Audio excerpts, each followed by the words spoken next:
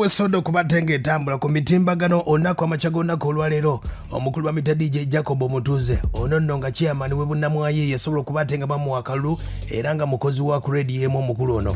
DJ Djjacob yategeezezza nti nnaku nga nnya bamukwata ku Dubai Airport Terminal 1 gye basobola okubatenga akwatibwa. Gwe nkutegeezaako omukulu ono DJ Djjacob ayaya aweereza ku radio mu kibuga Kampala. Yali agenze okulambulako yagenda n'omuyimbi gwe bayita Tafuna owa kampuni bagiyita CRK be basobola okubatenga bamuwaka ofoko okubatenga bagenda okulambula eDubai ne mwana muwala Furona yalinawo ekivulu kyali alina okuyimbako Desemba nga 9 basobola okubatenga byagwa byonna bulungi nnyo. Naye kati omukulu DJ Djjacob yakwatibwa ategeeza nti ennaku nnyo emabega yakwatibwa ku Dubai Airport Terminal 1 nga wali oyiseeko Dubai terminal ziri 3 kweyo airport kati yakwatibwa kwesinga okubatenga eyitamu abantu. Omukulu ono bamutegeeza nti fake passport ye eri fake ne visa naye eri fake ne bamutegeeza nti oli mu Nigeria. Bangi nnyo badde beebuuza nti kijja kitya Uganda okubatenga bayita Nigeria mu mbeera eyo nga bw'omanyi nti embeera ya visa ez'Dubai n'ensi ez'enjawulo kati Uganda abaddugavu okusingira ddala waliwo bakayita abali eDubai bayinza okubatenga bakimanyi. eDubai abaana myezi ng'esatu bafuna visa myezi 3 nga visa ya myezi 3 visa we begenda kuggwako kigambibwa nti abaana era eno true story gyeri eDubai nga abaana abasinga visa passport zaabwe obutabo bwabwe babutunda olw'embeera nti abawala bwabwe bakulaba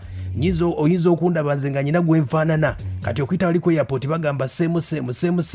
omuddugavu oba ofaanagana gwoba oyina Uganda munno obanga azze Dubai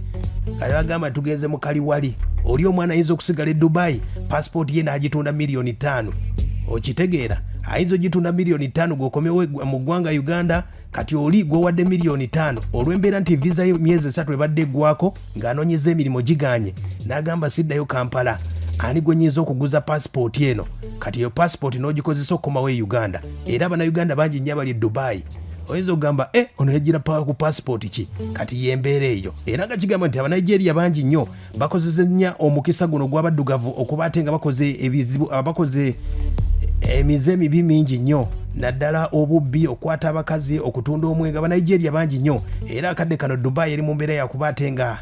Nigeria tebakyabawa visa mu mbeera eyo mpozi ng'oyise mu nsi ndala basobola okubatenga bazifuna. Naye ng'omukulu DJ Djjacob yategeezezza nti bamukwatidde ku Dubai Airport Terminal 1 yakwatiddwa n'ategeezebwa nti passport ye eri fake ne visa eri fake mu mbeera eno. Oyinza okwebuuza ava atya ku airport Entebbe ne bamukwata. Yategeezezza nti ku airport tebamuwa mmere alimba ekyalimba bw'oba ogenzeeko eDubai wadde bakukwatidde ku deportation center bannaffe ab'e Dubai bakuwa kye bayita enkoko y'e Dubai bagiyita biriyani n'amazzi gabaawo wadde nga complainings n'agamba nti ka SC kanje kati omukulu DJ Djjacob wuno ng'asaba gavumenti esobola okubatenga emuyamba akwatiddwa mu okubatenga akomawo yali agenze kulambulako omuyimbi Furona upcoming yali amututte naye DJ Djjacob anyamba mpisa DJ Djjacob Omutuuze bankwatira e Dubai atisigera kwera nnaku nnya ekiwayo kyakulya kye bakuwa n'ensonga ekukwasa kye bagikunyonnyola bagaba bugambi your passport is blacklisted because it is fake kale kwegamba embeera gye mpitamu eno si walungi wadde nina ulcers zinnuma abantu baatuteeka waliwo esi tewali kyakulya esente zange zambulako kwegamba siri mu mbeera nnungi nnyo nayogeddeko ne embassy ya Uganda eri Abu Dhabi nansuubiza okujja ssaawa 3 kati ziri ssaawa 6 embassy tinakulinnyawo siga nti nno omusango gwe nali nkoze sirina musango gwe nali nkoze nagumu era sibira nko mu Dubai kubanga nti passport yange eri blacklisted neebuuza oba neewuunya dinza atagendako atakola nko overstay Dubai oba atakola nko manyanga gonna. Aya basi Djjacob bwategeeza nkutegeezayo wali kubayita kaliwali Uganda abasinga kwe batambulira mu mbeera eyo bannaffe abali Dubai bayinza okumuyambako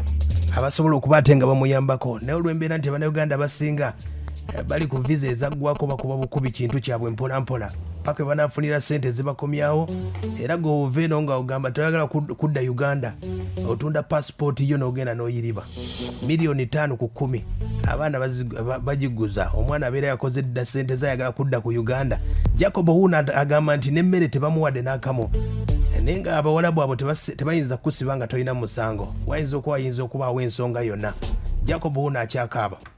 guno mulundi si gwe gusooka guno mulundi gwakubiri natosibako kintu kyekimu nabadde nzize nga nze kutavulinga Dubai era nayishiridde mu agency nagisasula sente zaali milioni 6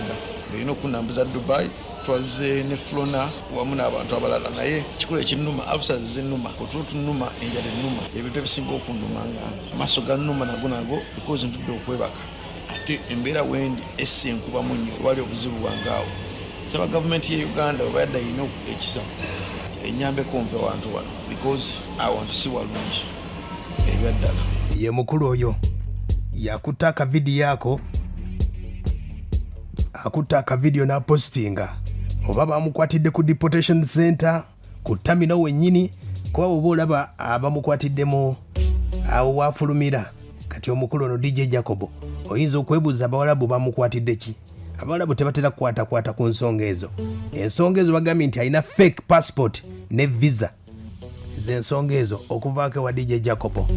abali ebweru ategezaako nti akwatagazinze nk'omuyimbi Palaso omukyala Flavia bamuyambeko ne embassy eri mu UAE esobola okubatenga emuyambako agambye tebannamuyamba naye oba oli awo bajja kumuyamba. DJ Djjacob yembeera wesoodde okubatenga etambula katugende